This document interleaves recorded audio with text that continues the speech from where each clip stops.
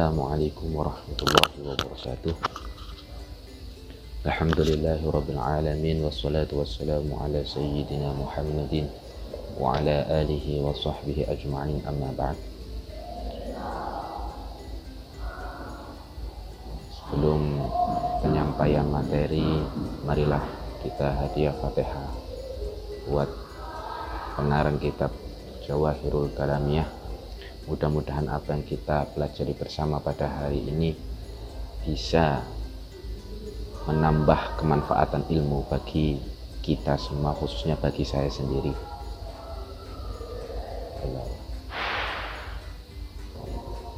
Al-Fatihah.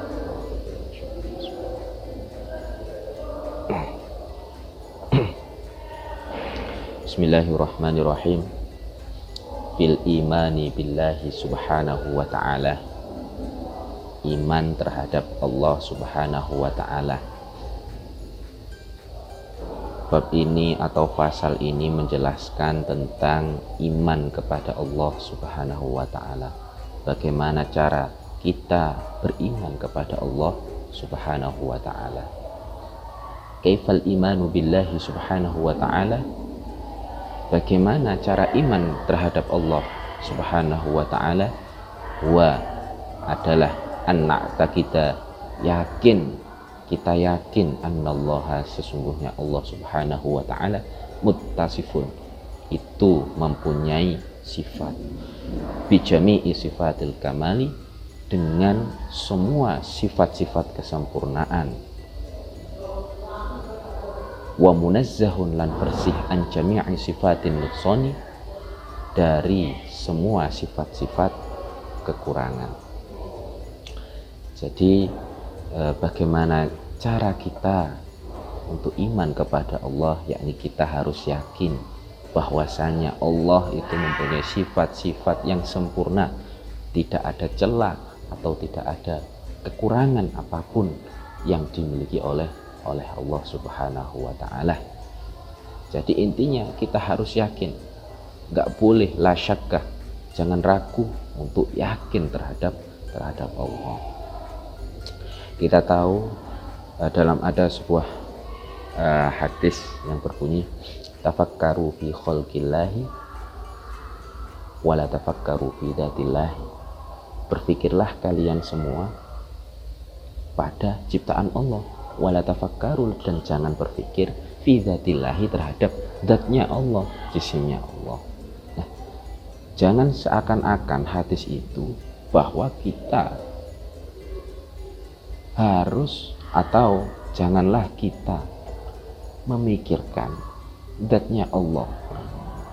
Bedakan antara sebuah zat dengan sifat. Mempelajari sifat-sifat Allah bukan berarti mempelajari zat Allah, tapi sifat yang ada terhadap Allah subhanahu wa ta'ala. Makanya hadis itu berbunyi tafakkaru fi khalqillahi, berpikirlah kepada ciptaan Allah. Pasti kita akan mengetahui sifat-sifat kesempurnaan yang ada pada Allah, karena tidak mungkin yang menciptakan itu lebih rendah sifatnya daripada yang diciptakan.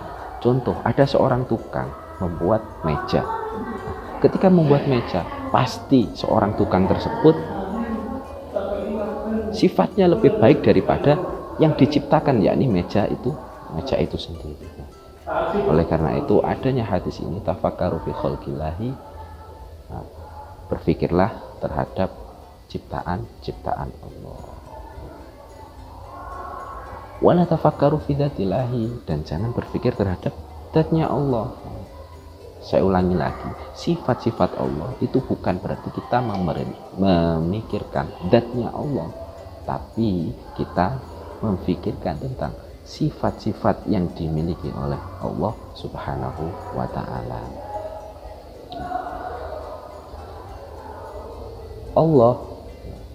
Sifat Allah itu mempunyai sifat yang sempurna dibanding ciptaannya, dan tidak mungkin Allah, seorang pencipta, itu mempunyai sifat kekurangan daripada apa yang diciptakan. Kaifal imanu billahi subhanahu wa ta'ala tafsilan. Lantas bagaimana kita beriman kepada Allah secara rinci?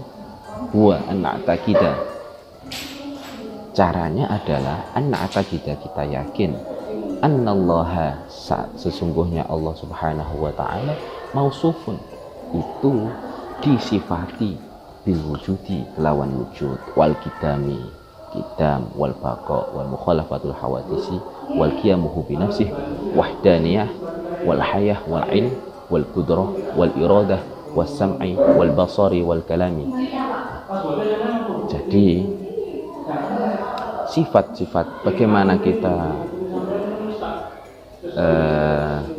percaya, bagaimana kita iman terhadap sifat Allah secara terperinci, yakni kita harus meyakini bahwa Allah mempunyai sifat wajib yang 20, yang biasanya dalam pujian Allah wujud kidam baqa mukhalafatun lil hawadisi qiyamuhu bi nafsihi wahdaniyah qudrat iradah ilmun haya ila akhirih. Semua itu sifat wajib 20 itu wajib diketahui oleh seluruh manusia atau seluruh umat Islam. Karena agar kita yakin terhadap Allah, maka kita harus yakin kepada sifat-sifat yang dimiliki oleh Allah subhanahu wa ta'ala.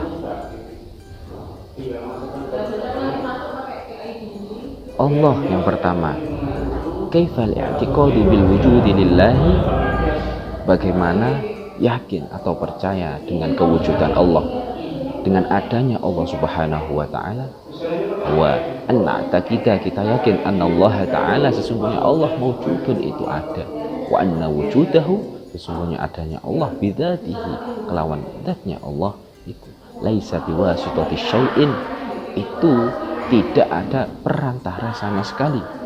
Wa anna wujudahu, sesungguhnya adanya Allah wajibun, itu wajib. La yumkinu, tidak mungkin ayal haquhu, yento mempunyai Allah adamun, sifat ora ono, sifat tidak ada. Jadi bagaimana kita percaya, i'tiqad bahwa Allah itu mempunyai sifat wujud?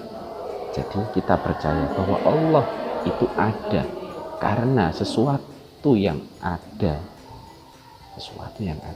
pasti ada yang menciptakan, kecuali Allah itu sendiri. Dalam Al-Quran, dalam surat Al-Ikhlas, Qul huwallahu ahad, Allahus samad, lam yalid wa lam yulad. Allah itu tidak dilahirkan. Lam yalid, Allah itu tidak melahirkan, wa lam yulad, dan tidak dilahirkan. Jadi Allah adalah pencipta utama seluruh makhluk yang ada di dunia, baik itu bumi, manusia, hewan, tumbuhan, dan sebagainya. Itu adalah semua ciptaan Allah. Kita tidak boleh mengingkari bahwa